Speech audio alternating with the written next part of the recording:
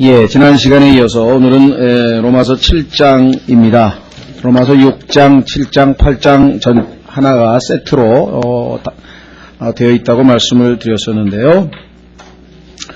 예, 로마서 6장 아주 우리가 제대로 그 말씀대로 순종하기만 하면 승리의 삶을 살 수 있는 그런 이상적인 모습인데요.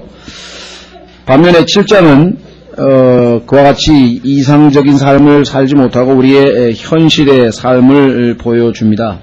그리고 8장의 경우에는 우리가 이제 우리가 이루게 될 그 소망된 삶을 보여주는데, 자, 이 시간에, 지난 시간에 6장에서 우리가 기억을 해야 될 그 승리의 삶의 방법에 대해서 말씀을 드린 적이 있었는데요. 네 가지 또 5가지죠. 5가지 동사를 좀 기억하시면 될 것 같습니다. 첫 번째, 우리가 승리의 삶을 가려면은 우리 옛사람이 십자가에 그리스도와 함께 못 박혀 있다. 현재 지금 못 박혀 있다라고 하는 사실을 알아야 된다고 했고, 안다라고 하는 동사죠. 알아야 되겠다. 두 번째는 우리가 죄에 대해서는 죽고 하나님께 대해서는 산자로 여겨야 한다. 이게 이제 믿음의 행사라고 했죠. 믿음을 행사하는 것, 여긴다. 세 번째는 죄가 군림하지 못하도록, 그래서 죄가 우리 안에서 군림하는 것을 허락해서는 안 된다. 허락하지 않아야 된다. 그렇게 말씀드렸고, 네 번째는 불의의 도구로 죄에게 우리의 지체를 드리지 아니하고 의의 도구로 하나님께 드린다. 적극적으로 우리 자신을 양보한다는 단어하고 같은 단어라 했죠. 양보해 드린다. 그리고 마지막으로 순종이라고 하는 말을 했었습니다. 그래서 잘 아시는 것처럼 16절에 로마서 6장 16절이 어떻게 보면 핵심 구절이라고 말씀을 드렸죠. 너희 자신을 누구에게 종으로 내어주어 순종하게 하면 너희가 순종하는 그 사람이 종이 되는 줄을 너희가 알지 못하느냐.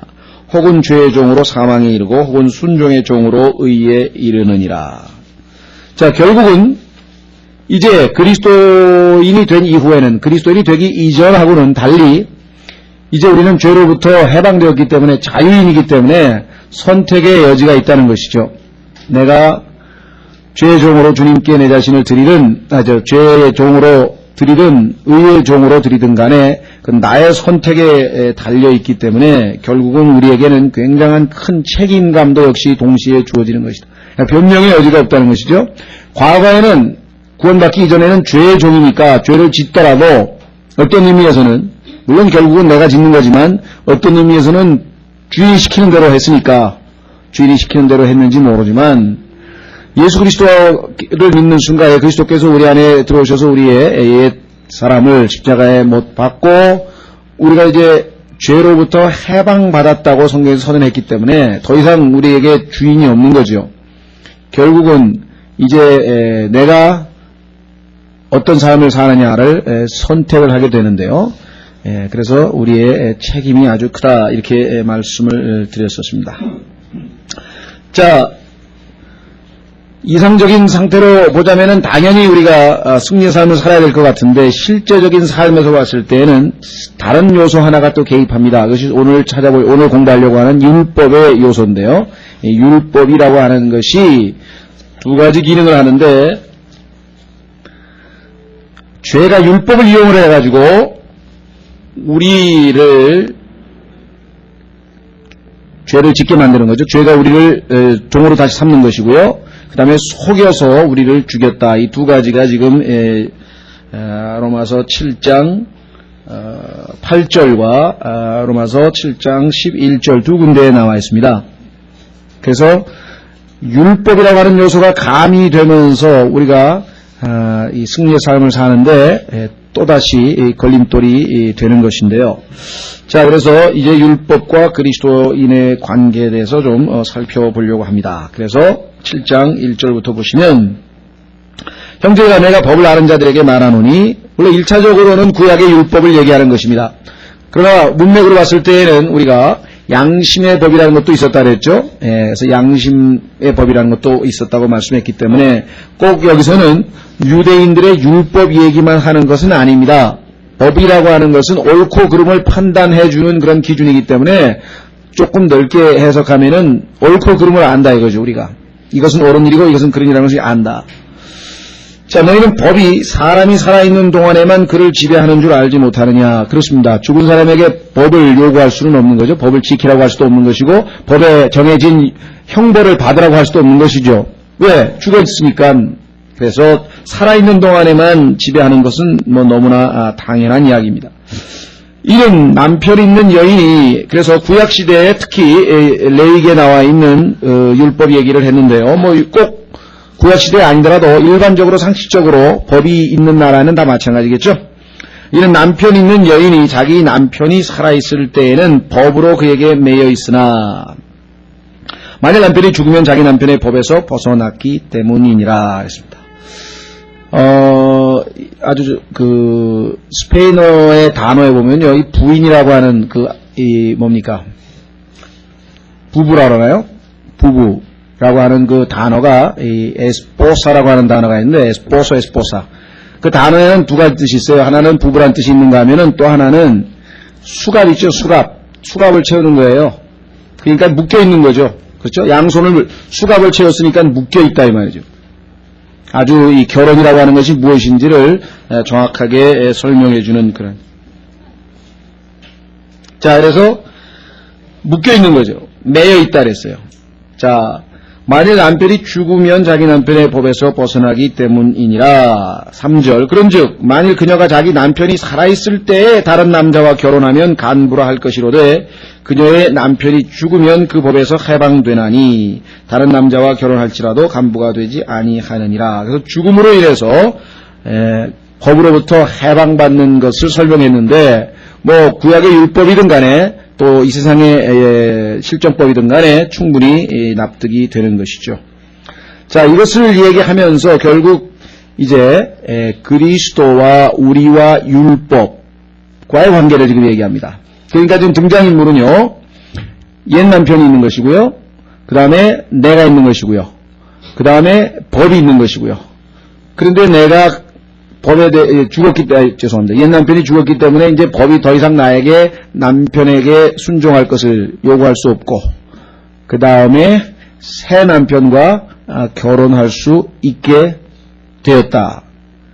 그래서 그것을 우리 그리스도인의 영적인 그 상태에다가 지금 비유하고 있는 것입니다. 4절 보시면 그러므로 내 형제들아 너희도 그리스도의 몸으로 말미암아 율법에 대하여 죽게 되었으니 이것은 너희로 하여금 다른 이 곧 죽은 자들로부터 일으킴을 받으신 이와 결혼하게 하려 하시며 우리로 하여금 하나님께 대하여 열매를 맺게 하려 하심이라. 그러니까 쉽게 얘기하면요, 죽은 남편하고 더 이상 아무 상관이 없는데 죽은 남편을 다시 섬길 이유가 뭐가 있겠느냐 이 말이죠. 문제는 죽었다고 하는 사실을 확실하게 알고 믿고 여기고 그렇게 행동해야 되는데 그렇게 안 하게 되면 이제 말려드는 것이죠.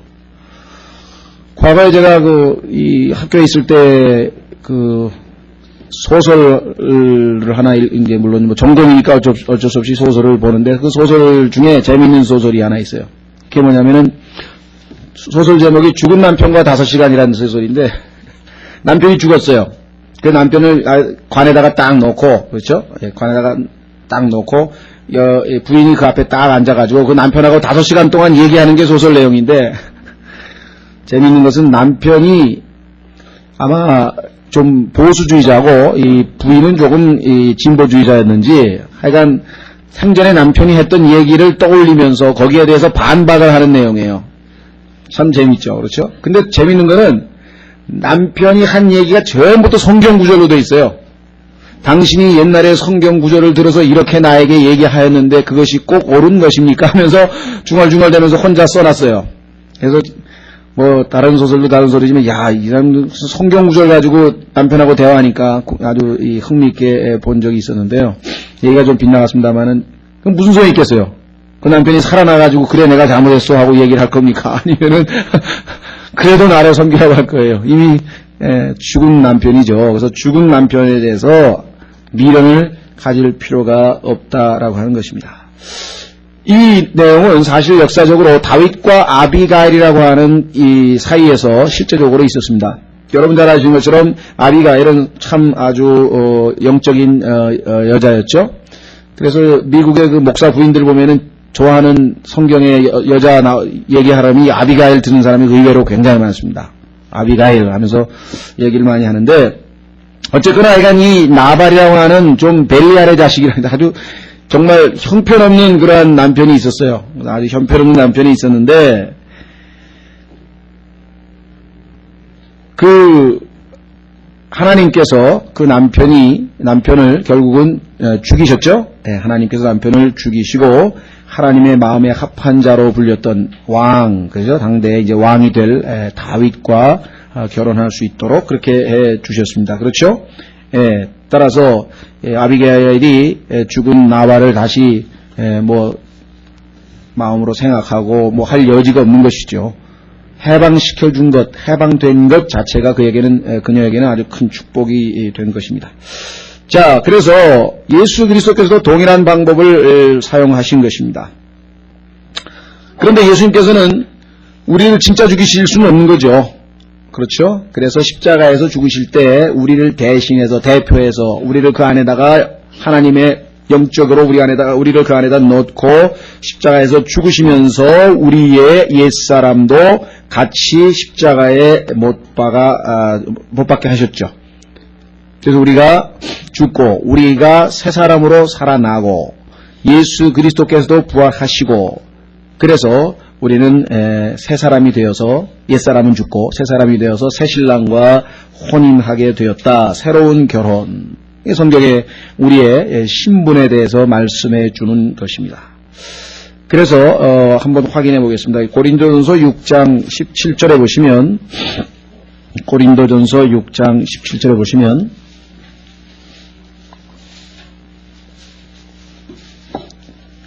우리와 주님과 결합되어서 한 영이 되었다. 고린도전서 6장 17절.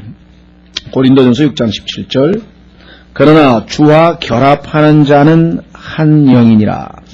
그래서 우리의 지금 현재 상황은 주님과 결합되어 있다. 결합이라고 하는 것은 완전히 하나 됐다 이거죠. 두 육체가 결합해서 한 육체가 될지니라 하면서 결혼에 대해서 성경에서 말씀하시는 바로 그 원칙과 동일한 원칙입니다. 자, 뿐만 아니라 고린도후서에서도 바울이 이방인들을 복음을 전해서 그들로 하여금 새 신랑에게 정혼시키려 함이라고 해서 결혼관계에 대해서 얘기하고 있고, 또 여러분 잘 아시는 에베소서 5장에 가면은 그리스도와 교회와의 관계를, 우리 그리스도인들과의 관계를 신랑과 신부의 관계로 설명하고 있고, 그래서 궁극적으로 계시록에서는 결혼 혼인식을, 그렇죠, 혼인식을 올리게 되고, 또 이 땅에 돌아오셔서는 혼인 잔치도 베푸시고, 이렇게 해서 계속해서 이 혼인 관계로 성경에서 언급을 했습니다. 자, 여기서 한 가지 짚고 넘어갈 것은 이 옛 남편이 누구인가에 대해서 좀 혼동이 있는 것 같아요. 일부 책들에 보면은 이 옛 남편에 대해서 언급을 해놓지 않는 부분도 있고요. 언급을 한 것 중에서도 보면은 교리적으로 명쾌하게 설명이 되어 있는 것들이 별로 없습니다. 올바로 나누지 못하면은, 즉 우리를 영과 혼과 몸으로 정확하게 나누어서 그것을 대입시키지 아니하면은 설명이 잘 안 되거든요. 특히 어떤 사람들은 율법이라고, 옛 남편을 율법이라고 해석하는 분들이 꽤 있어요. 근데 실제적으로 보시면은, 여기 보시면은 옛 남편, 그 다음에 그 다음에 율법, 그 다음에 새 남편, 이렇게 해서 지금 옛 남편이 죽었다고 그랬지 율법이 죽었다고, 법이 죽었다고 지금 하고 있지 않거든요. 그렇죠? 무슨 말 이해가 되셨죠? 예. 그리고 실제적으로 보면은요, 로마서 6장 6절에서 우리의 옛사람이 십자가에 못 박혀 있다, 이렇게 얘기했고요. 그 다음에 로마서 8장 10절에 보면은 몸은 죄로 인하여 죽은 것이나, 그래서 죽어 있는 것은 우리의 몸이라고 되어 있고요. 또 죄의 몸이죠. 죄의 몸이 멸하여라고 로마서 6장에도 나와 있고요. 죄의 몸이 멸하여.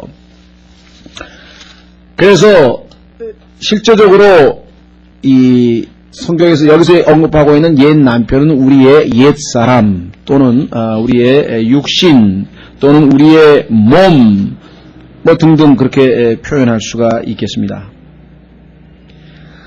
그러니까 우리가 창세기 3장에서 인간이 범죄함으로 말미암아 타락하는 순간에, 그죠? 타락하는 순간에 그때 이 사람의 혼과 그죠? 몸이 결합되어서 이게 여기서 얘기하는 지금 이 혼인강 관계를 이루게 되었다는 것입니다. 그래서 구약 성경에 보면은 사람의 몸과 혼이 결합되어서 하나가 된 그러한 뭐랄까요, 증거로 여러 구절에서 보면은요, 혼과 또 육체가 이렇게 서로 혼용되어서 사용되는 경우가 많이 있습니다. 대표적인 경우는 구약 시대에 시체를 만지면 부정이죠. 그것은 죄를 깨끗이 못하기 때문에 일주일간 이제 바깥에 진영 밖에 나가서 깨끗게 된 다음에 정결 의식을 통해서 다시 이제 진영 안으로 들어오게 돼 있죠. 그때 보면은 분명히 시체를 만지는 건 사람의 손이죠. 그렇죠? 내가 시체를 만졌으니까 내 육체가, 내 몸이 시체를 만졌는데 성경에 보면 그의 혼이 더럽혀졌다고 성경에 기록을 했습니다.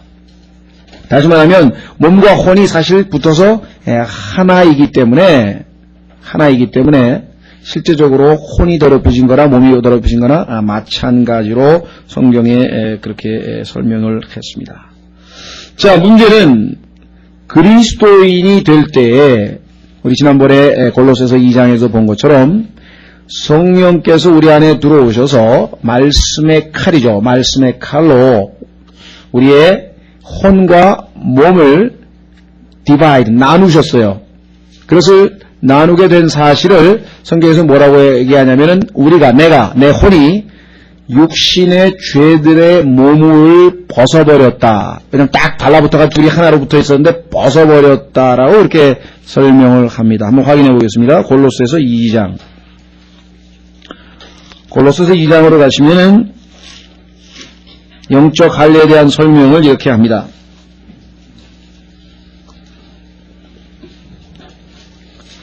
골로새서 2장 11절. 골로새서 2장 11절. 또한 그분 안에서 그리스도의 할례로 말미암아 육신의 죄들에 속한 몸을 뭐라고 했습니까? 벗어버림으로. 그래서 갈라진 거죠. 더 이상 이제 아까 얘기한 것처럼 수갑이 딱 채워져 있는데 풀려난 겁니다. 풀려난 거예요. 그래서 이것을 우리가 보통 쉽게 설명하기 위해서 예를 이렇게 듭니다. 뭡니까? 냉장고 안에 그 얼음, 그죠? 이 얼음을 얼리죠. 냉장고에다가 물을 집어넣어가지고 얼음을 얼리면 이제 땡땡 얼어붙어가지고 이제 그 플라스틱 용기하고 얼음하고 완전히 달라붙어 있잖아요. 그렇죠? 띠를 떼서 딱 하나로 돼 있죠. 예. 그것이 우리의 상태였다고 한다면 성령께서 들어오셔서 모르겠어요. 뜨거운 물에다가 집어넣으면 딱 떨어지는지 어쩐지 잘 모르겠는데요. 예. 하여간 뜨거운 물에다가 탁 집어넣는데 그 안에 있던 그 얼음만 딱 떨어져 나온 상태. 그래서 분리가 된 그것이 이제 영적 할례라고 우리가 쉽게 예를 들어서 이렇게 설명을 합니다. 그래서 딱 떨어져 있게 되는 것이죠. 자, 그래서 이제 우리를 더 이상 육신 안에 있지 않은 것으로 성경에 설명합니다. 로마서 8장으로 갑니다. 그러니까 구원받기 전에는 우리의 위치를 육신 안에 있다라고 설명했어요. 육신 안에 있다. 자, 한번 보겠습니다. 로마서 8장 8절. 로마서 8장 8절.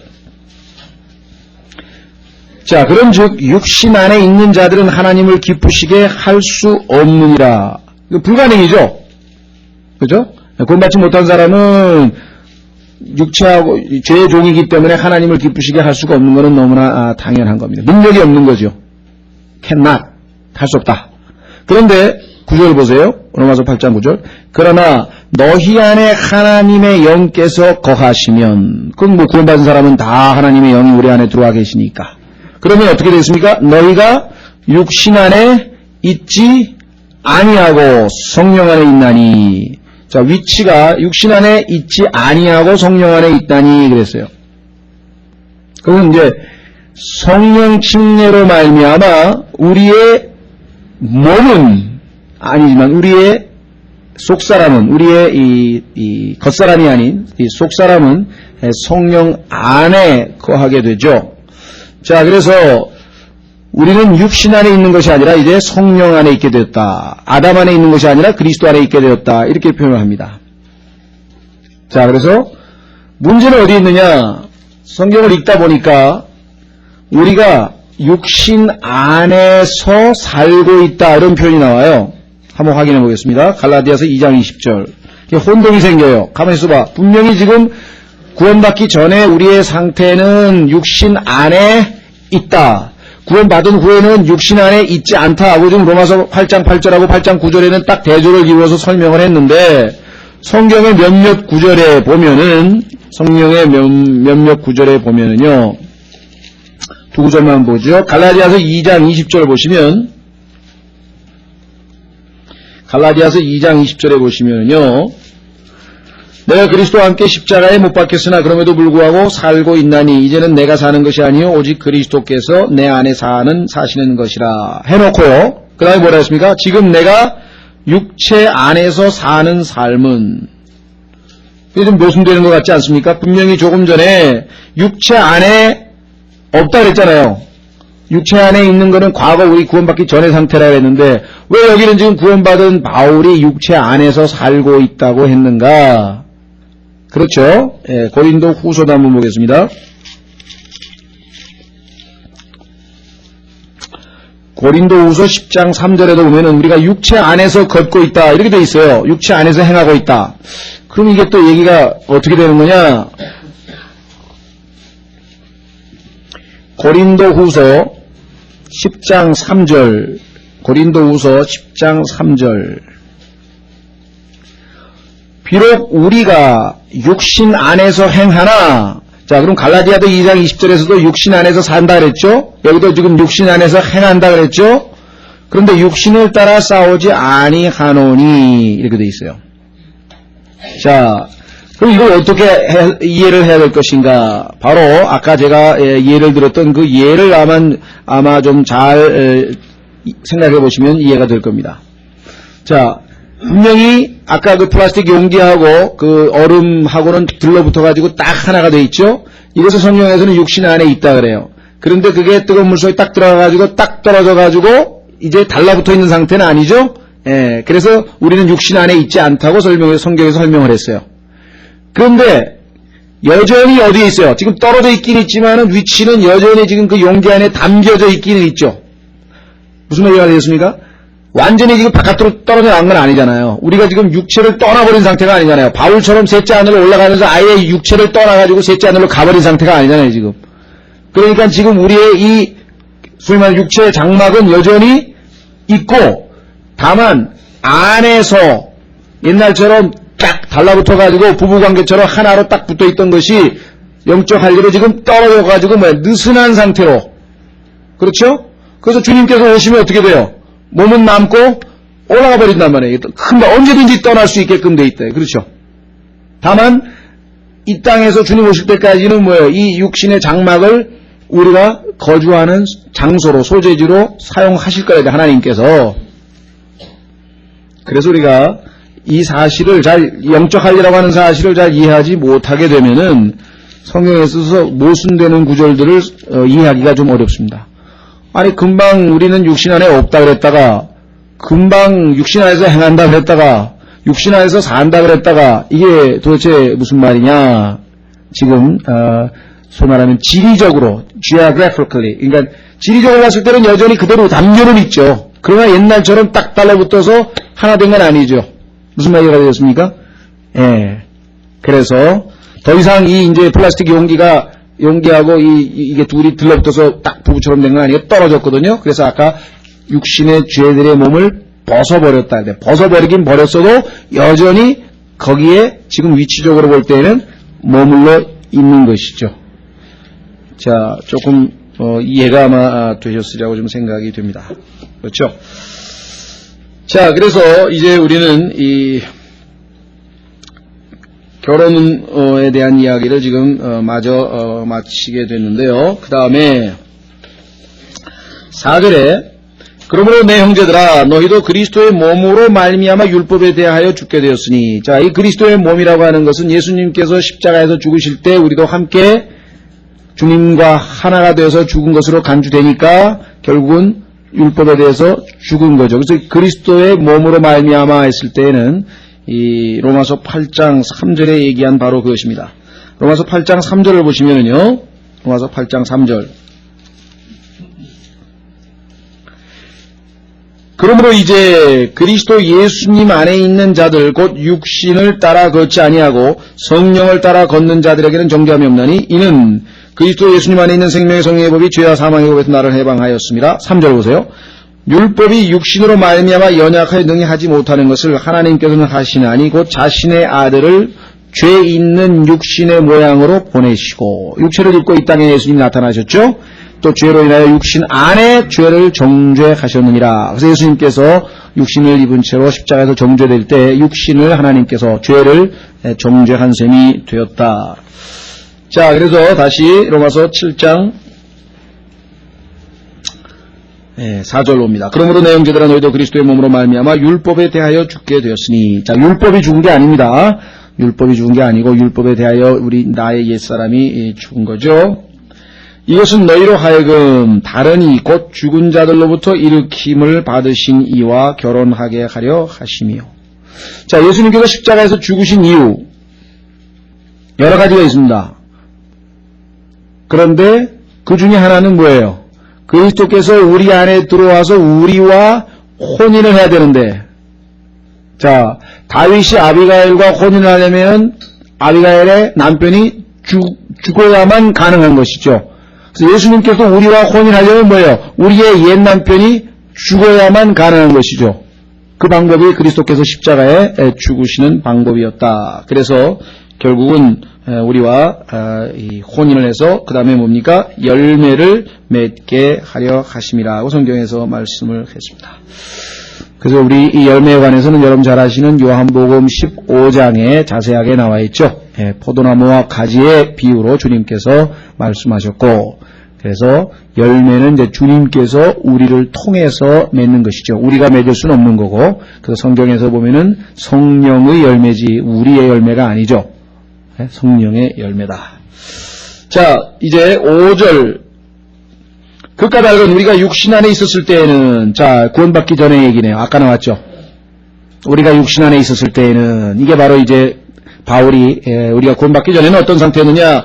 율법으로 말미암은 죄들의 활동이 우리 지체 안에 작용하여 사망에 이르는 열매를 맺게 하였으나, 죄들이 활동을 했다 그래요. 구원받기 전에는. 자, 근데 뭐로 말미암아 활동을 할 수 있느냐? 율법으로 말미암아 활동할 수 있다. 자, 성경에 보면은요, 죄가 힘을 받아요. 죄에게 힘을 주는 것이 있는데 그것이 바로 율법이에요. 그래서 율법에 쓰여 있는 그 내용들이 있을 거 아니에요. 그 내용에 의하면은 우리가 그것을 지키려고 노력을 하죠. 근데 우리는 육신적이어서 어떻게 됩니까? 죄를 짓게 되면 그 율법에 의해서 정죄를 받게 되는 것이죠. 자, 고린도전서 15장에 보면은 다름 아닌 죄의 힘은 뭐냐? 율법이라 그래. 죄의 힘. 죄가 가지고 있는 파워는 뭐냐? 율법이라고 성경에서 고린도전서 15장에 말씀을 했습니다.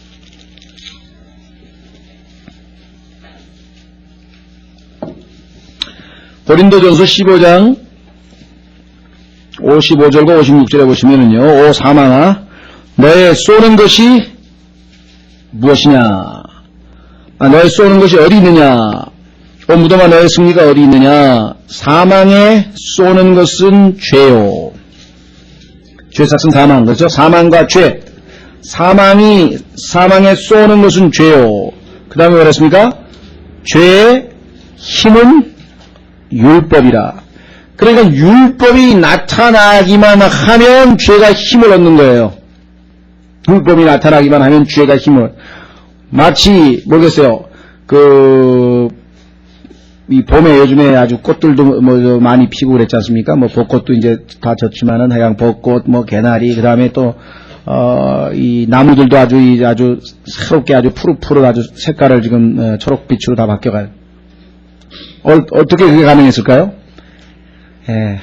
봄 햇살이 따뜻하게 내려쬐니까 그 햇살로 말미암아 숨겨져 있던 생명들이 싹 솟아올라가지고 꽃을 피우고 이렇게 되듯이 율법이 나타나가지고 율법의 광선을 쪼이는지 어쩌는지 모르겠는데 쫙 쪼이니까 죄가 아주 힘을 받아가지고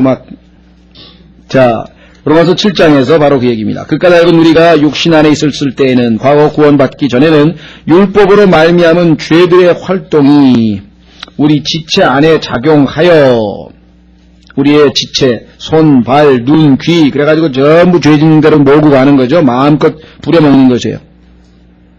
그래서 결국 어떻게 했습니까? 사망에 이르는 열매를 맺게 하였으나 궁극적으로는 우리가 사망의 열매, 사망으로 도착하게 되는 거죠. 자, 그런데 지금은 어떻게 됐냐 보세요. 구원받은 후에는 6절 이제는 뭐예요? 바뀌었죠? 우리를 붙들던 율법 안에서 우리가 죽었으므로 율법에서 건짐을 받았기 때문이니. 자, 율법에서 벗어나는 길 방법은 뭐라 했습니까? 죽는 방법밖에 없죠. 율법에서 벗어나는 길. 지금 범법자가 여기 우리나라에도 지금 있을 터인데 그 사람도 계속 도망다니게도 계속 쫓기고 있는 거죠. 그 다음에 그 국가에서 지금 정한 법에서부터 자유로울 수 있는 방법은 그냥 죽는 길이에요. 죽은 사람에게는 법의 형벌을 요구할 수 없죠. 자, 그런데 예수 그리스도로 말미암아 우리가 이제 죽었기 때문에 율법으로부터 건짐을 받아서 이제 어떻게 됐습니까? 목적은 이것은 우리로 하여금 영의 새로운 것으로 섬기고, 이게 이제 영적인 사람의 삶입니다. 영적인 사람의 삶은 영의 새로운 것으로 섬긴다. 로마서 6장에도 같은 얘기가 나왔죠. 보십시오. 6장 4절. 6장 4절에 보시면 로마서 6장 4절 그러므로 우리가 죽음 안으로 침례를 받아 그분과 함께 묻혔나니 이것은 그리스도께서 아버지의 영광을 힘입어 죽은 자들로부터 일으켜 세우심을 받은 것 같이 우리도 뭐라고 했습니까? 생명의 새로움 속에서, 자, 생명의 새로움 속에서 아까는 영의 새로움, 생명의 새로움. 자, 로마서 죄송합니다. 8장으로 가보십시오. 영과 생명 같은 겁니다. 영과 생명. 로마서 8장 10절 보시면요. 로마서 8장 10절. 그리스도께서 너희 안에 계시면 몸은 죄로 인하여 죽은 것이나, 그리스도께서는 십자가에서 죽으신 분이시니까 우리 안에 들어오시면 죄로 인해서 우리의 몸은 죽은 것이나, 자, 그분은 부활하신 분이니까 성령은 의로 인하여 생명이 되시느니라. 자, 그래서 우리가 이제 성령께서 우리 안에 들어오시게 되면 이제 영의 새로움으로 섬기는 것이지, 과거처럼 율법 조문의 낡은 옛날 것 한번 확인해 보겠습니다. 7장 6절. 7장 6절 로마서 이제는 우리를 붙들던 율법 안에서 우리가 죽었으므로 율법에서 건짐을 받았기 때문이니 이것은 우리로 하여금 영의 새로운 것으로 섬기고 율법 조문의 낡은 것으로 섬기지 아니하게 하려 하심이라. 자, 율법 조문의 낡은이라고 하는 것은 무슨 뜻이냐? 율법을 지켜서 하나님을 기쁘시게 하려고 하는 그거 있죠? 자, 여러분들 10계명에 써 있습니다. 그러면 10가지 계명들을 그대로 뭐예요? 노력해서 애써서 어떻게든 지키려고 애를 쓰는 것이에요.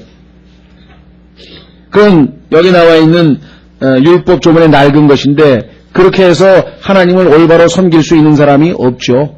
아무도 없어요. 육신의 나약함 때문에. 그렇죠? 네. 영의 새로움, 성령께서 우리 안에 들어오셔가지고 우리 예수님과 함께 부활한 새 사람과 더불어 전혀 새로운 방식으로 하나님을 섬기는 것이에요. 그렇죠? 예, 그래서 우리는 새로운 그러한 방식으로 하나님을 섬긴다. 고린도 후서 3장에 써 있습니다. 한번 확인해 보겠습니다. 고린도 후서 3장에 구약과 신약의 차이점을 얘기할 때 영과 그 다음에 조문이라고 하는 말, 이게 글자 그대로 써 있는 것을 애를 써서 지키려고 노력을 하는 것과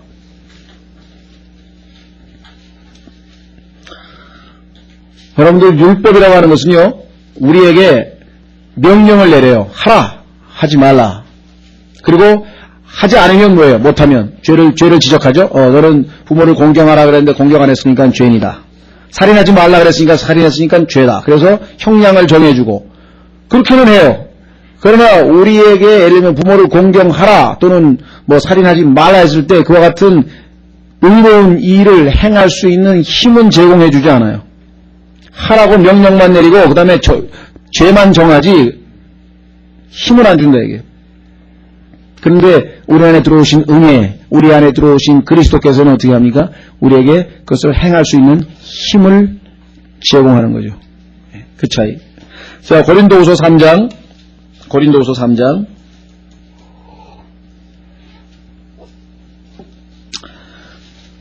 6절, 고린도후서 3장 6절에 보시면 그분께서 또한 우리를 새 상속 언약의 유능한 사역자로 삼으시되 율법 조문의 사역자가 아닌, 똑같죠 아까하고? 그건 뭐예요? 영의 사역자로 삼으셨나니 이는 율법 조문은 죽이되, 아까 얘기했잖아요. 하라, 하지 말라 그랬는데 우리는 뭐예요? 하라는 걸 안 하고 하지 말라는 걸 하고, 그러면 어떻게 돼요? 우리를 벌 받아 죽어. 그거 죽인다 이게, 우리를 죽인다 이게. 그런데 영은 생명을 주기 때문이라. 영은 어떻게 우리에게 그것을 행할 수 있는 생명을 줘서 능히 초월적인 것을 행하고도 남는 그 같은 생명을 우리에게 제공해 준다. 자, 그래서 우리는 로마서 7장 1절서부터 6절까지를 통해서, 로마서 7장 1절서부터 6절까지를 통해서 영적인 사람, 우리가 보통 고린도 전서에 보시면 사람들을 하나님께서 세 수로 나누셨는데, 하나는 아직 구원받지 못한 사람을 본성에 속한 사람, 옛날 성경에는 자연인이라고, 영어로는 이제 natural man인데요. natural man. 이게 엄마 뱃속에서 태어난 그대로 자연적인 거다. 인위적으로 뭐가 하나도 가해지지 않았다. 그래서 옛날에는 자연인이라고 번역을 했는데, 자연인 하면 또 요즘에 뭐 세상 자연을 사랑하는 사람이냐, 그렇죠. 잘못하면 자연인 하면 무슨 이 아름다운 자연과 더불어 사는 사람인 것처럼 또 오해가 되기 때문에, 그래서 그냥 본성에 속한 사람 이렇게 좀 의역을 했습니다. 본성에 속았다는 얘기는 태어날 때부터 가지고 있는 본성 그대로 그래서 자연스럽게 그냥 되어가는 대로, 본능이 시키는 대로, 본성이 시키는 대로 사는 사람, 구원받지 못한 사람을 그렇게 표현을 했고, 그 다음에는 구원을 받기는 받았는데, 그렇죠? 예수 그리스도를 믿고 구원을 받아서 거듭나서 하나님 자녀가 되기는 됐는데 아직도 자기 자신이 중심이 되어서 애를 써서 노력하고 율법의 조문대로 또 사는 거예요. 그래서 야, 내가 이제 예수 그리스도를 믿고 구원받았지? 아, 그렇다면 오늘부터 나는 이제 십계명을 좀 지켜봐야 되겠구나. 그래가지고 어떻게든지 애를 써서 자기의 노력을 통해서, 그죠? 하나님의 의를 이루려고 노력하는 그러한 경우, 그게 이제 육신적인 사람이라, carnal. 이 carnal 하면은 카니발하고도 관계가 있고요, 고기, 살, 육신하고 관계가 있는 거예요. 그렇죠? 그 다음에 영적인 사람, 여기 나와 있잖아요. 아하, 내가 그리스도와 함께 죽고 율법으로부터 해방받아서 이제 새 신랑이신 그리스도와 결혼했으니까 이제 새 신랑께서 나를 통해서 열매를 맺으시도록 내가 그분께 온전히 복종하고 순종하면 그분이 나를 통해서 생명의 새로움으로, 영의 새로움으로 이제 주님을 섬기게 해주는 그런 거. 이게 지금 소위 말하면 이것을 영적인 사람이라고 했어요. 자, 그런데 7절서부터 보시면은 이 자연인에 대한 그 상황이 좀 설명되어 있는 것 같아요. 7장 7절에서 13절까지는요, 7장 7절에서 13절까지는 두 가지 해석이 가능합니다.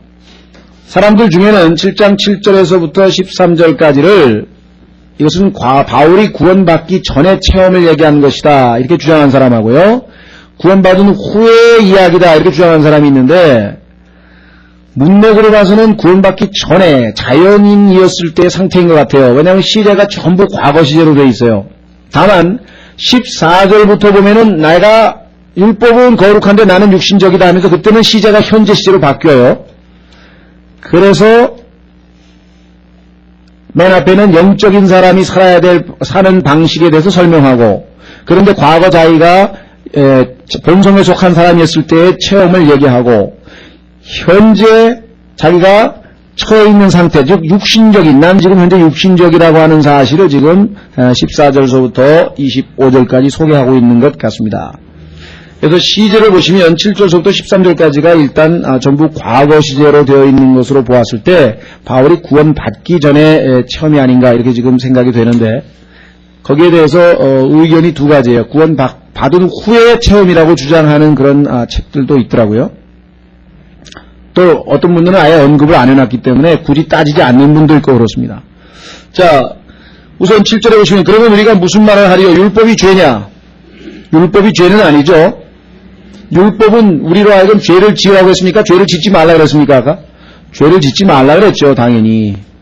부모를 공경하라 그랬고 살인하지 말라 그랬잖아요. 그러니까 율법이 죄냐? 아니죠. 결코 그럴 수 없느니라. 오히려 율법을 통하지 않고서는 내가 죄를 알지 못하였으니 이는 율법이 너는 탐내지 말라 하지 아니하였더라면 내가 탐욕을 알지 못하였을 것이니라.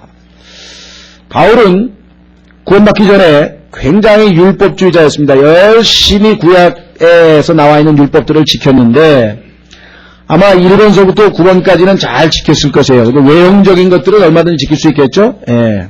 뭐 우상 숭배하는 거라부터 뭐 부모 공경하는 것부터 나름대로 뭐 외형적인 것은 다 지켰을지 모르겠는데 10번째 계명을 보았을 때에는 이게 내적인 거죠. 탐심하지 말라 그랬는데 자기 마음속에 탐심이 있다고 하는 사실을 부인할 수 없었던 거죠.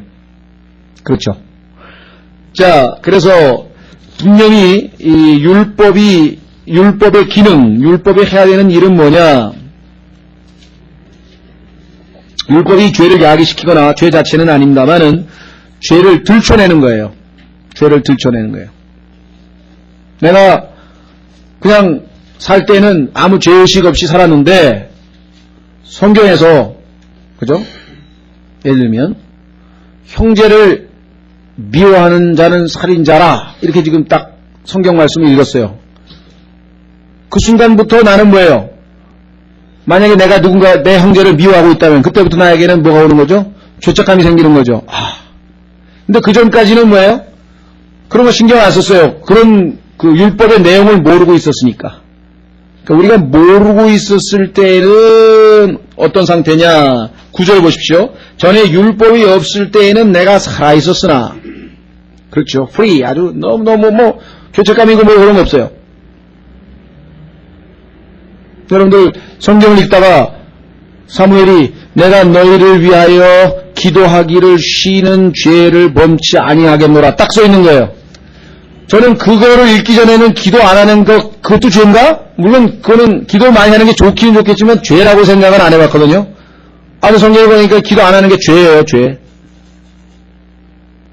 그때부터 뭐예요? 나에게는 내가 기도를 해야 되는 걸 알잖아요. 알면서도 행하지 않으니까 그것은 나에게 죄죠. 선을 행할 줄 알면서도 행하지 않으니까 죄라 이 말이에요. 그때부터 기도 안 하면 뭐예요? 죄책감 생기는 거 아니에요. 그러니까 몰랐으면 괜찮은데 알고 나니까 일종의 그런 거예요. 그러니까 왜 성경을 창세기부터 계시록까지 이잡듯이 철저하게 가르치는 교회에는 사람들이 안 가려고 하느냐. 계속 죄가 들어야 하는 거예요. 아, 그것도 죄야? 아니, 그럼 모임에 빠지는 것도 죄야? 아, 이것도 죄야? 계속 죄가 나와, 성경을 보니까. 심지어는 뭐예요? 믿음으로 행하지 아니하는 모든 것이 죄죠? 모든 불의가 죄죠? 모든 불의. 여러분들 길 가다가 이렇게 침 뱉으면 그거 죄입니까? 아닙니까? 그거 옳은 거예요? 그런 거예요? Right or wrong? wrong이지. 세상 사람들도 나쁘다 그러는데 그리스도이냐 말할 것도 없지. 어떠세요? 그러니까 율법이 딱 다가오니까 나는 뭐예요? 그 전까지는 신나게 살아있던 것 같았는데 오니까 나는 뭐예요? 죽은 자가 된 거예요. 그래서 지금 로마서 7장 9절에 전에 율법이 없었을 때는 내가 살아있었으나 명령이 오매, 이때는 이제 물론 10계명을 의미하는 건데 계명들, 명령이 오매 죄가 되살아나고. 왜 그러십니까? 죄가 힘을 얻을 거 아니에요. 봐, 아까 얘기했죠? 예, 죄의 힘은 율법이라, 고린도서 15장에. 그래가지고 힘으로 나를 그냥 어떻게 해요? 억누르니까 나는 죽어들어가지고 난 죄이냐? 그래, 맞아. 그래서 지금 이 비유적으로 죽었다, 이렇게 지금 표현을 했습니다. 자, 그러니까 율법 자체는 나쁜 게 없죠. 자, 한번 확인해 보겠습니다. 7절에 율법을 통하지 않고서는 내가 죄를 알지 못하였으니. 그러니까 율법이 나에게 죄인이라고 하는 것을 가르쳐줬죠. 그뿐 아니라 지난번에 그래서 나로 하여금 뭐예요? 죄인이니까 누군가가 내 죄값을 대신 치러야 되니까 구세주가 필요하다는 사실을 알고 나로 하여금 예수 그리스도께로 보내줬잖아요. 그런 몽학선생이라 그랬잖아요. 그렇죠? 그 율법이 얼마나 제 기능을 다 하면 얼마나 좋은 거냐. 우리로 하여금 옳고 그름의 기준을 가르쳐줄 거 아니에요. 그래, 네가 생각할 때에는 이 칼로 찌르고 이렇게 죽여야지만 살인으로 생각하는데 하나님 말씀은 내 마음에 누군가를 미워하면 이미 살인자야, 분류되어 있단 말이에요. 그렇죠? 그래서 하나님의 기준에서 봤을 때 어떤 것이 옳고 그르고 어떤 것이 선인지 악인지를 성경을 통해서 우리에게 율법이 제공해줘서 나로 하여금 어떻게, 엄청난 죄인이구나. 한번 13절 보십시오. 뭐라고 그래 있나. 맨 끝에 보면은요, 13절, 7장 13절. 그러면 선한 그것이 내게 사망을 이루었느냐? 결코 그럴 수 없느냐? 오직 죄가 죄로 드러나기 위하여. 죄가 죄로 드러나기 위하여. 내가 지금 누군가를 미워하고 있는 것은 죄인데 그건 죄로 드러나지 않았어요. 그런데 율법이 와가지고 형제를 미워하는 자는 죄라고, 살인이라고 딱 하니까 그것으로 인해서 내 죄가 뭐예요? 드러났죠. 죄가 죄로 드러나기 위하여 선한 그것, 율법입니다. 선한 그것을 통해 죄가 내 안에서 사망을 이루었느니. 그때부터 나는 뭐예요? 이제 죽었구나. 이제 하나님 앞에 죄 지었으니까, 미워했으니까 살인자고. 그럼 살인자는 뭐예요? 하나님 앞에 사망이지, 심판받아야지. 그래서 끝부분에 이것은 명령을 통해 죄가 심히 죄되게 하려 함이니라. 율법이 우리 안에서 역사하는 목적은 우리 하여금 그저 느슨하게 그게 무슨 죄야, 그 정도는 죄가 아니지, 이렇게 했던 것마저도 그것이 얼마나 심각한 죄라고 하는 것을 우리 안에서 확실하게 보여줘가지고 우리 하여금 뭐예요? 구세주에게로 가도록 만드는 거죠. 안 되겠다, 나는 스스로 구원받을 수 없는 자고 도저히 내 힘으로는 어떻게 죄 문제를 해결할 수 없구나. 그래서 나를 도와줄 분에게 가게 되는 것입니다. 자, 그래서 율법의 기능, 이것은 야고보서 1장에 나오는 거울의 기능과 좀 비슷합니다. 한번 확인해 보겠습니다. 야고보서 1장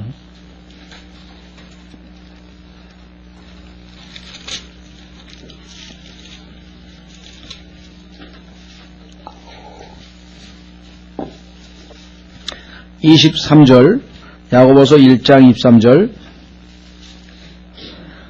이는 말씀을 듣고 행하지 아니하는 자가 거울로 자기의 본래 얼굴을 들여다보는 사람과 같기 때문이니 이런 사람은 자기 자신을 보고 떠나가서 자기가 어떤 사람인지 곧 잊어버리거니와. 여러분들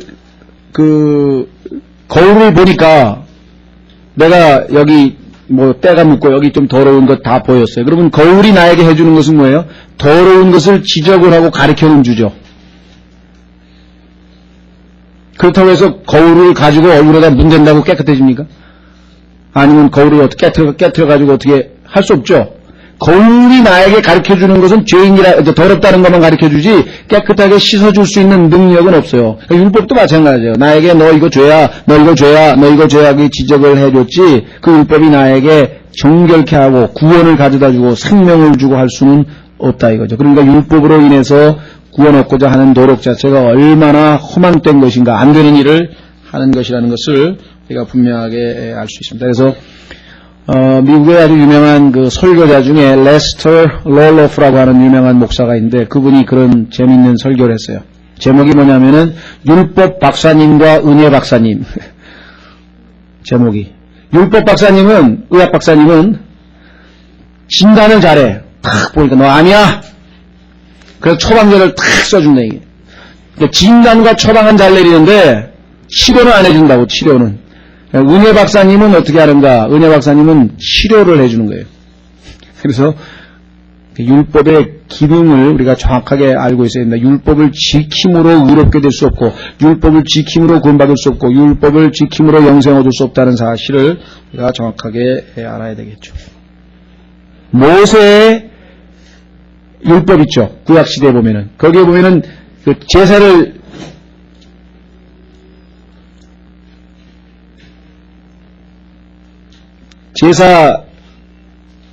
뭐죠?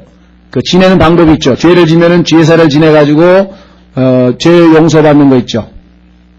차? 2066 예. 아이고.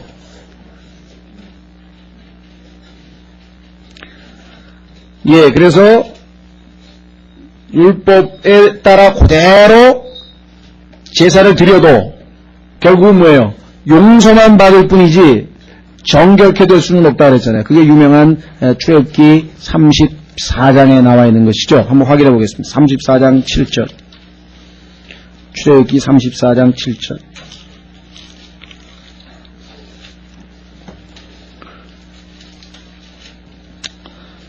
출애굽기 34장 7절. 출애굽기 34장 7절. 내가 긍휼을 수천에게 베풀며 불법과 범죄와 죄를 용서하리라. 그러나 이것이 결코 죄 있는 자를 깨끗게 하는 것은 아니며. 여기 나와있죠. 그렇죠? 죄 있는 자를 결코 깨끗게 할 수는 없다. 용서는 한다 그랬죠. 구약의 그 방법에 따라서 하나님께 제물을 바치며. 그러나 용서하고 깨끗게 되는 거하고는 별개의 문제라고 하는 것을 우리가 분명하게 알아야만 합니다. 자, 그래서 우리는 7절, 로마서 7장 7절에 내가 탐욕을 알지 못하였을 것이라. 여러분들 바울이 자기가 죄인인 것을 깨닫고 그리스도께로 오게 된 그 죄는 바로 10번째 계명이었죠. 탐심. 글쎄요. 어떤 분들은 그래서 마태복음 19장에 예수 그리스도를 찾아왔던 부자 청년이 바울이 아니었느냐 뭐 그런 얘기들을 많이 합니다. 그 근거 구조를 쭉 대면은 뭐 추측이 아주 틀린 추측은 아닌 것 같아요. 다 지켰다 그랬거든요, 자기는. 근데 10번째 계명 뭐예요? 돈, 재산 팔아가지고 부자들에게 다 주고 나를 따르라니까 그 탐심 하나 때문에 슬픈 얼굴을 하고 갔었었죠? 예. 하여간 뭐 그 이외에도 여러 가지 증인을 내서 또 그거 추정을 한 책을 제가 읽어봤는데 뭐 나쁠 건 없죠. 뭐 그렇다고 틀렸다고 단정적으로 그렇다 이렇게 교리적으로 얘기하는 건 아니고 어쨌거나 여기 나오시면은 탐욕이라고 하는 거 마지막 10번째 계명이 바울로 하여금 자 그래서 8절에 그러나 죄가 명령을 통하여 기회를 타서 내 안에 온갖 욕정을 이루었나니 자 아까 말씀드렸죠. 죄는 명령만 나타나면 힘을 얻어가지고 기회를 타서 기회를 이용을 해가지고 우리 안에다가 온갖 이 욕정이라고 번역이 됐는데요. 이게 concupiscence인데요. 뭐 틀린 건 아닙니다. 어떤 그 불법적인 욕망, 그러니까 정당한 방법으로 자기의 욕구가 아니라 불법적이고 아주 추잡한 그러한 욕망들을 우리가 보통 concupiscence라는 단어를 쓰는데 이 영어의 단어에서 여러분 잘 아시는 큐피드라는 그리스 신화에 나오는 신 있죠? 큐피드의 화살 아시죠? 이렇게 하트에 있고 이 좀 어린애가 화살을 탁 쏘면 그 화살 맞으면 뭐 안에서 사랑이 불릴 듯이 일어나가지고 뭐 이런다고 하는 그런 아주 같은 내용입니다. 그러니까 정상적이지 아니하고 그다음에 합법적이지 아니한 쾌락을 향한 욕망 이것을 갖다 여기서 우리말로 이제 욕정이라고 번역을 했네요. 인간 욕정을 이뤘나니 이는 율법이 없으면 죄가 죽은 것이기 때문이라. 아까도 얘기했지만 율법이 없으면 죄는 힘을 발휘 못해요. 그렇죠?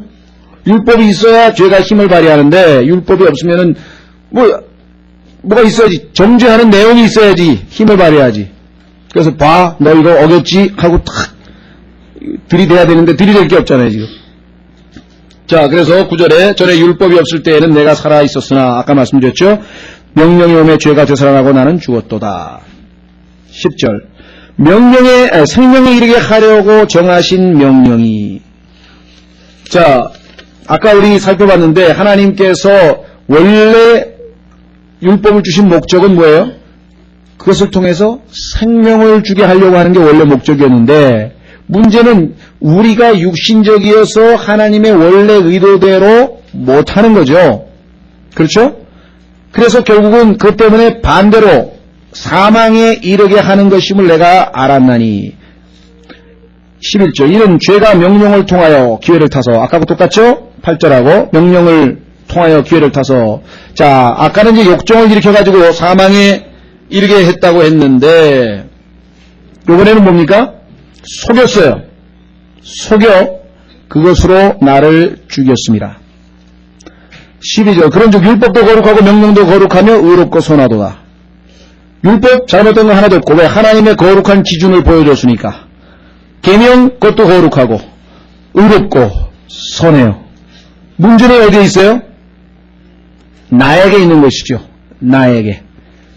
그것을 성취할 수 있는 능력이 없는 나. 그래서 우리를 뭐라고 했습니까? 과거에 우리의 모습을 보고 우리가 아직 힘이 없었을 때. 로마서 5장 우리 공부했었죠. 8절에 한번 보세요. 로마서 5장 6절. 로마서 5장 6절에 여러분과 제가 구원받기 전의 상태를 힘이 없을 때라 그래요. 힘. 뭔 힘이 없습니까? 율법을 지킬 힘이 없죠. 거룩을 행할 힘이 없고 힘이 없어요. 로마서 5장 6절 이는 우리가 아직 힘이 없을 때 그리스도께서 정하신 때가 되어 경건치 않은 자들을 위하여 죽으셨습니다. 자, 그래서 지금 힘이 없는 우리의 모습을 여기서 보여주었습니다. 여러분들 아이들이 그냥 내버려 두면은 저지르지 않을 일인데 하지 말라고 신당부해 놓으면 해놓는 거예요. 인간의 이 죄된 본성이죠. 왜?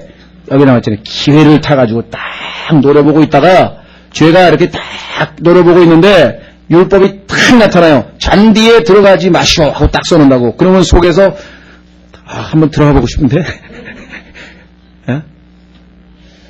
그냥 달릴 때는 몰랐어. 근데 갑자기 제한속도 60km 딱 나오니까 한 70으로 한번 밟아볼까? 하고 속에서 싹 뭐가 반역하는 생각이 딱 떠오르는. 그렇죠. 그래서 우리도 애들 키우다 하지 말라면 더 안 해. 그런다. 아예 아직 얘기 안 하는 게 낫지. 신신당부하고 하지 말라고 꼭 더 한다 이 말이에요. 꼭 더 한. 왜 그렇습니까? 기회를 탄다 그랬잖아요. 딱 노려보고 있다가 기회를 타가지고 우리로 하여금 뭐야, 온갖 잘못된 욕정을 일으키게 만들고 그 다음에 뭐예요? 속이고 결국 그래서 우리를 죽이는 거예요. 그것이 바로 율법이 나약한 육신을 통해서 행하는 일입니다. 자, 그래서 우리는 12절까지 봤는데요. 13절까지 하고 쉬었다가 14절부터 우리 육신적인 모습에 대해서 한번 좀 살펴보려고 합니다. 13절 그러면 선한 그것이 내게 사망을 이루느냐? 선한 그것은 율법입니다. 결코 그럴 수 없습니다. 율법의 목적이 나를 죽이려고 하는 거냐? 아니죠. 그럼 뭐예요? 율법의 목적은 선한 건데 죄가 기회를 타서 나를 속여가지고 죽인 거죠. 거기에 속아 넘어가면 안 된다는 얘기를 지금 하는 거죠. 결코 그럴 수 없습니다. 오직 죄가 죄로 드러나기 위하여 선한 그것을 통해 죄가 내 안에서 사망을 이루었나니 이것은 명령을 통해 죄가 심히 죄되게 하려 함이로다. 결국은 죄에 대해서 정확하게 죄가 어떠한 것인가를 나에게 뚜렷하게 보여주기 위해서 심히 죄의 모습을 아주 있는 모습 그대로 확대시켜가지고 쫙 들춰내가지고 확실하게 보고 그 다음 뭐예요? 안 되겠구나. 그래서 주님께로 나아가도록 하는 그 역할을 지금 하기 위해서 율법이 존재하는 거라고 했습니다. 자, 그래서 우리는요 이 13절까지인데요. 우리가 한 가지 짚고 넘어갈 것은 여기 어린아이들에 대한 얘기. 지난번에 한번 나왔습니다만은 여기 보면은 분명히 율법이 오기까지는 죄를 죄로 인정하지 않는다 그랬죠. 그런 의미에서 그러면 이 어린아이가 보통 몇 살 정도까지 될 때에 그가 율법에 대해서 이거 하나님이 하지 말라는 것이다. 그래서 옳고 그름에 대한 어떤 그런 이 기준을 가지고 있겠느냐. 그러니까 율법이 오면 그대로는 뭐예요? 죄인이기 때문에 이제 그리스도로 말미암아 구원을 받을 필요가 있는데 전혀 그렇지 못할 때는 여기 율법이 없을 때는 뭐 살았다 했잖아요. 천진난만 이걸 이노선스라는데 이 아담과 이브가 죄짓기 전이죠. 그냥 마냥 재밌게 벌거벗어도 창피한지도 모르고 그냥 그렇게 지냈는데 하나님께서 뭘 줬습니까? 법을 하나 줬죠. 물론 율법 출애굽기 10장에 율법이 있기 전이지만 무슨 법을 줬어요? 먹지 말라. 네, 먹지 말라. 그게 오니까 이제 뭐예요? 그걸 먹으면 어떻게 된다는 것까지 지금 명령을 하나님으로부터 받았죠. 그렇죠? 그러나 실제적으로 이브가 실제적으로 선과 악의 나무 그나마 따먹는 죄, 먹으면 분명히 죄니까 하나님 말씀 어긴 거니까. 그러나 그 이전에도 죄를 여러 개 지었어요.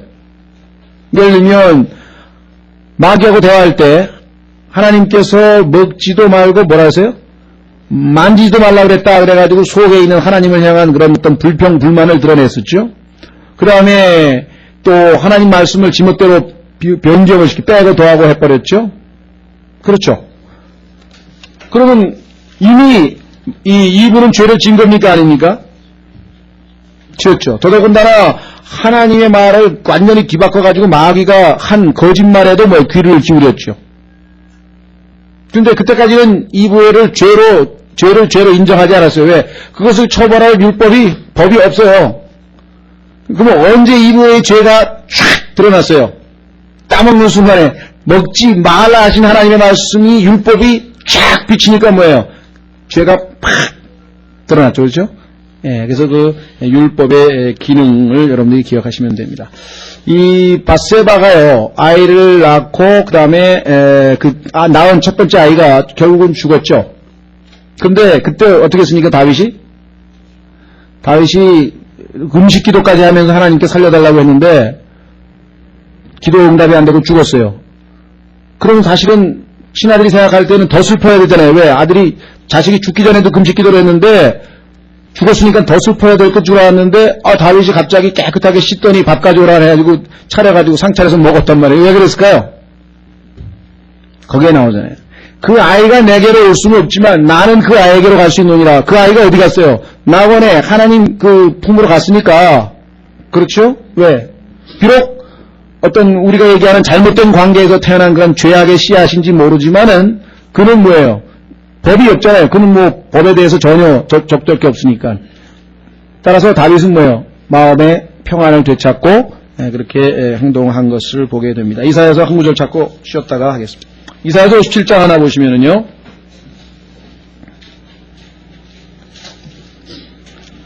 이사야서 57장.